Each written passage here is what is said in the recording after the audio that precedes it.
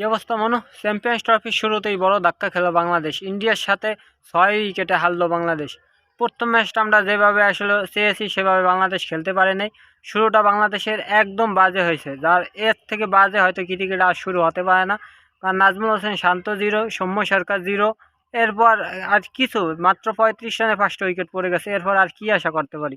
এরপর যে বাংলাদেশ 228 পর্যন্ত গেছে, এটাই আমাদের জন্য বড় প্রাপ্তি। যদি তাওহিদ হৃদয় তার বিধ্বংসী ইনিংসটা না খেলতো তাহলে হয়তো বাংলাদেশ 150 তামাইতে যেতে পারতো না। তাওহিদ হৃদয় এবং জাকির আলী অনেক দুইজনে দুর্দান্ত খেলছে, তাদের একটা পার্টনার 150 রানের ঊর্ধ্বে একটা পার্টনারশিপে বাংলাদেশ মোটামুটি একটা টার্গেট দিয়েছিল। যেভাবে উইকেট পড়া শুরু করছিল আমরা ভেবে নিয়েছিলাম হয়তো 100 রানেই বাংলাদেশ অল আউট হয়ে যাবে, কারণ মাত্র 35 রানেই 5টা উইকেট নেই।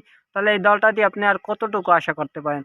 এটা আসলে আমরা কোনোভাবেই চাই না যে বাংলাদেশ এরকম বাজে খেলুক কিংবা এরকম খারাপ খেলুক। আমরা সবসময় চাই যে বাংলাদেশ ভালো খেলুক। ইন্ডিয়ার মতো দলকে মাত্র 229 রানের টার্গেট আপনি কিভাবে তাদেরকে আটকে রাখবেন? এটা আসলে সম্ভব না।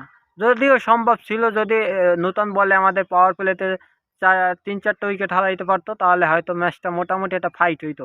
কিন্তু আমাদের বলাররা সেটা পারে নাই, যার কারণে আমরা ম্যাচটা আলটিমেটলি হেরে গেছি। কেন যে বাংলাদেশ দিন দিন সবসময় নিচের দিকে নামতেছে। সব দেশ দিন দিন উন্নতি করতেছে ক্রিকেটে, কিন্তু বাংলাদেশ দিন দিন আরো নিচের দিকে নামতেছে। আগে যা করতো এখন দিন দিন আরো খারাপ হইতেছে বাংলাদেশের ক্রিকেটের অবস্থা। কেন হইতেছে, কি কারণে হইতেছে, এটা শুধু ক্রিকেট বোর্ড কিংবা ক্রিকেটাররা বলতে পারবে যে বাংলাদেশের ক্রিকেটে এই অবস্থা কেন।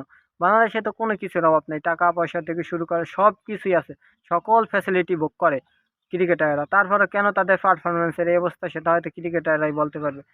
এখন কিছু বলার নেই। চ্যাম্পিয়ন্স ট্রফিটা যে আমরা কতটুকু যেতে পারবো সেটা হয়তো এই প্রথম ম্যাচ থেকে আমরা ধারণা পেয়ে গেছি যে চ্যাম্পিয়ন্স ট্রফিতে বেশি দূর যাওয়া হয়তো আমাদের আর সম্ভব না।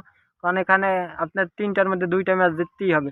আমরা ইন্ডিয়ার সাথে অলরেডি হেরে গেছি। এরপর আমাদের 2টা প্রতিপক্ষ আছে, তারা নিউজিল্যান্ড অনেক শক্তিশালী দল, পাকিস্তানও অনেক শক্তিশালী দল। তাদের সাথে আসলে আমরা আর কি করতে পারবো সেটা বোঝার কাম হয়তো আমাদের ক্রিকেট প্রেমী যারা আছে আমাদের আর বাকি নেই, যে বাংলাদেশ আসলে কতটুকু যেতে পারবে। এখন এই আসরে বাংলাদেশ একটাও জিতবে কিনা সেটা নিয়ে আমাদের বড় প্রশ্ন। যদিও আমরা আশা কোনো সময় হারাতে চাই না, যতই হারুক তারপরেও আশা রাখতে চাই যে বাংলাদেশ আসলে পরের ম্যাচে ভালো করবে। দেখা যাক যে বাংলাদেশ কি করে।